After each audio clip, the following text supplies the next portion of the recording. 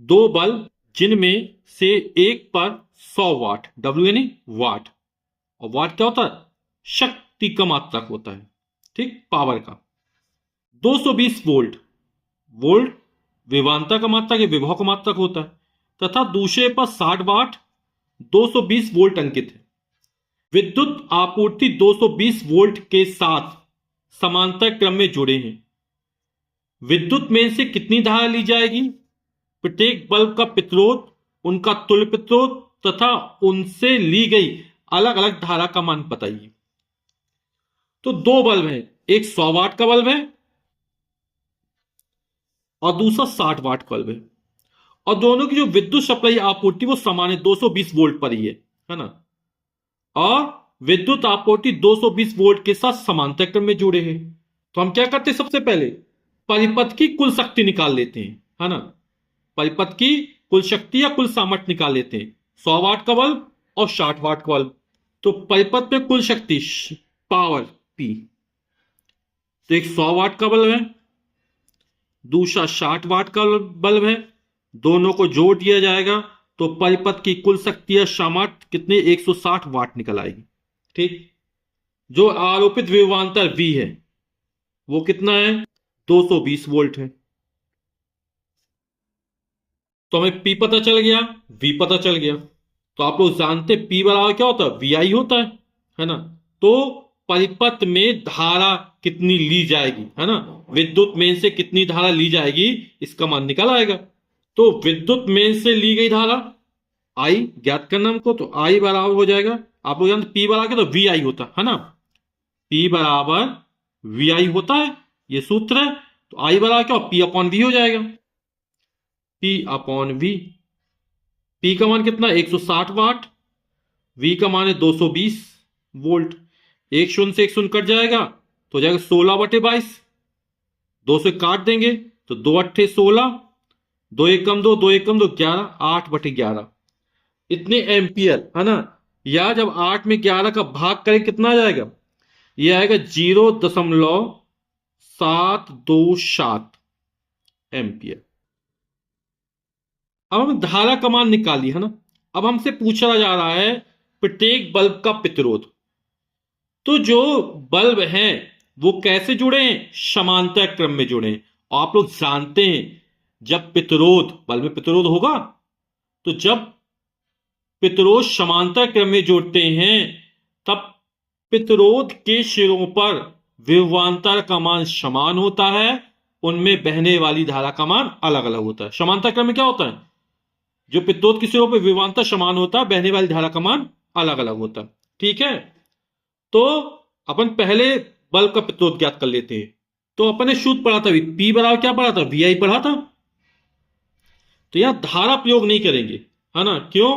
क्योंकि समांतर क्रम में बहने वाली प्रत्येक प्रतिरोध में बहने वाली धारा का मान अलग अलग होता है, विभवांतर समान होता है। तो I बराबर ओम के नियम से क्या होता है? V बराबर IR, है ना। तो I बराबर V अपॉन R हो जाएगा।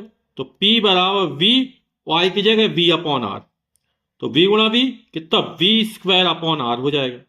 तो हमें R का मान निकालना है। तो R1 पहले बल्ब का प्रतिरोध R1 बराबर हो जाएगा, R ऊपर P नीचे आएगा, तो हो जाएगा V² अपॉन P। और पहले बल्ब का प्रतिरोध है तो पहले बल्ब की शक्ति या सामर्थ्य P1 हो जाएगी। तो V का मान कितना है? 220, इसका वर्ग कर देंगे बटे P1, और पहले बल्ब की सामर्थ्य कितनी है? 100 वाट है। तो 220 का वर्ग यानी 220 गुणा 220 बटे 100। 1 0 2 0 से 2 0 कट जाएंगे, तो 22 का 22 में गुणा करेंगे तो कितना हो जाएगा? ये हो जाएगा 484। 22 का वर्ग कितना होता है? 484। और प्रतिरोध निकाल, प्रतिरोध का मतलब क्या होता है? ओम होता है। इसी तरह दूसरे बल्ब का प्रतिरोध ज्ञात कर लेंगे। दूसरे बल्ब का प्रतिरोध R2 हो गया, तो R2 बराबर क्या हो जाएगा? यहां V² अपॉन P1 है तो यहां हो जाएगा V² अपॉन P2। V का मान कितना है? 220 वोल्ट, उसका वर्ग कर देंगे। और दूसरे बल्ब की जो सामर्थ्य दी गई, शक्ति दी गई, वो 60 वाट है।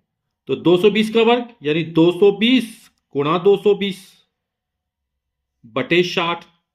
एक शून्य से एक शून्य कट जाएगा, ठीक, तो ये हो जाएगा 22 गुणा 22, ये होगा 484। एक जीरो और बढ़ जाएगा बटे 6।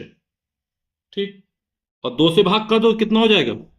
2 दूनी 4, 2 चौके 8, 2 दूनी 4, जीरो का जीरो, 2 तिया 6। और 2420 में जब 3 का भाग करेंगे तो ये आ जाएगा 806.666। निकटतम मान में कितना हो जाएगा? 806.67। और प्रतिरोध का मात्रक ओम। आप यहां तक भी कर सकते हैं, यहां तक भी हल कर सकते हैं, जैसी आपकी सुविधा है, या लास्ट तक लिख सकते हैं। ठीक, हमने प्रत्येक बल्ब का प्रतिरोध ज्ञात कर लिया। अब हमें परिणामी प्रतिरोध या तुल्य प्रतिरोध ज्ञात करना है। ये कैसे प्रतिरोध जुड़े हुए हैं? समांतर क्रम में जुड़े हुए हैं। क्योंकि बल्ब कैसे जुड़े हुए हैं? समांतर क्रम में जुड़े हुए हैं। तो समांतर क्रम में तुल्य प्रतिरोध का सूत्र क्या हो जाएगा? 1/R बराबर 1/R1 प्लस 1/R2। ठीक है ना? तो बल्ब समांतर क्रम में जुड़े हैं, इनका तुल्य प्रतिरोध 1/R बराबर हो जाएगा 1/R1 प्लस 1/R2।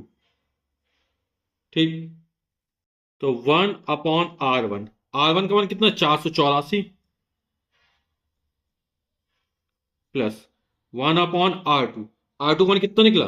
अपन R2 का ये वाला मान रखेंगे, है ना, क्योंकि यहां पे 484 आ रहा है, तो सवाल हल करने में आसानी रहेगी। तो लिख देंगे 484, 4840 बटे 6। ठीक है, अब बटे के नीचे बटे, ये संख्या पलट के ऊपर पहुंच जाएगी, है ना। तो कितना हो जाएगा? ये हो जाएगा 1/484 प्लस 6/4840। और इसका लघुत्तम कितना निकलेगा? एलसीएम ये आएगा 4840। 484 के बाद जब इसमें करेंगे तो 10 बार जाएगा, 10 एकम 10 हो जाएगा, प्लस ये एक बार जाएगा, 6 एकम 6, तो 10 6 16/4840।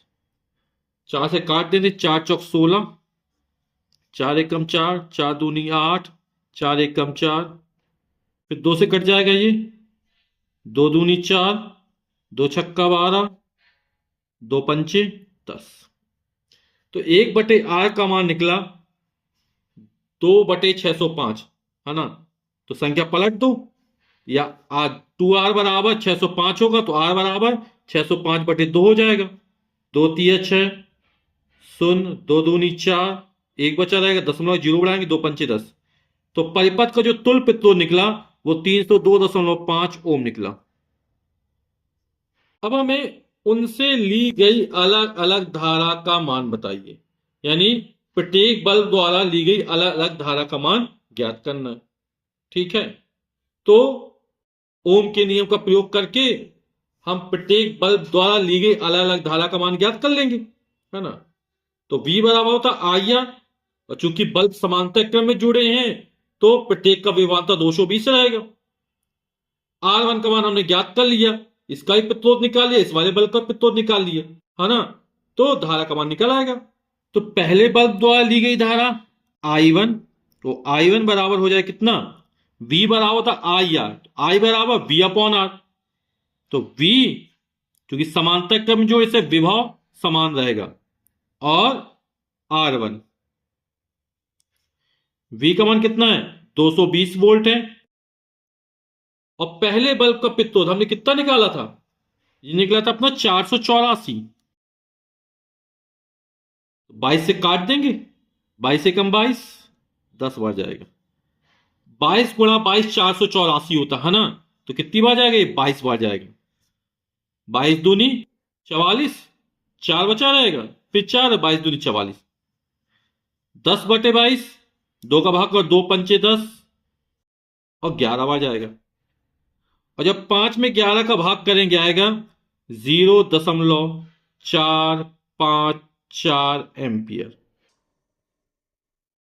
इसी तरह दूसरे बल्ब द्वारा ली गई धारा निकाल लेंगे, I2।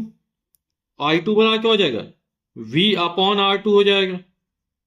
V का मान 220, तो V का मान 220 हो गया, और R2 मान कितना रख देंगे? ये वाला मान रख देंगे 2420, और बटे में 3। ये बटे के 3 ऊपर पहुंच जाएगा, तो हो जाएगा 220 गुणे 3 बटे 2420। ठीक है, तो 22 एकम 22, ये 10 बढ़ जाएगा, 10 गुणा 3 बटे 22 एकम 22, कितना बचा, 2324, 2 बचा है ना, फिर 22 हो जाएगा, 22 एकम 22, जीरो का जीरो, एक जीरो से एक जीरो कट जाएगा, तो 3/11, और 3/11 0.11 दूनी 22, कितना बचेगा, 8 बचेगा, 80 हो जाएगा, 11 सते 77, 77 3 80, फिर 11 दूनी 22, फिर 8 बचा रहेगा, फिर 11 सते 77। तो इस तरह निकल आएगा, इसको निकटतम मान में लिख देंगे 0.273 एम्पियर। ठीक, यही हमारा उत्तर हो जाएगा।